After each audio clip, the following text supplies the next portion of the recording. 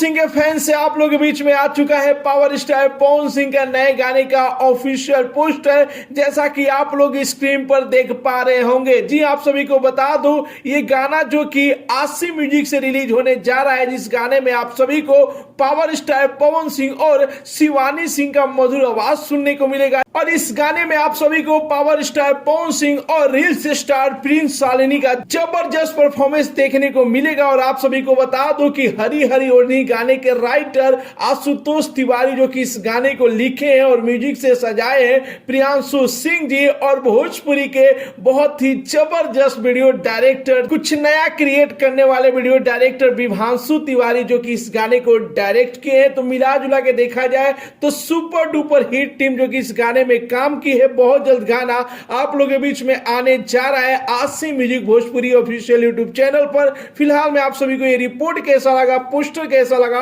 अपना राय जरूर ही comment box में बताइए। और साथ ही साथ इस वीडियो को ज्यादा से ज्यादा लाइक कीजिए, ज्यादा से ज्यादा शेयर कीजिए। मिलते अगले वीडियो में एक नया न्यूज के साथ, तब तक के लिए बाय बाय, टेक केयर, जय हिंद।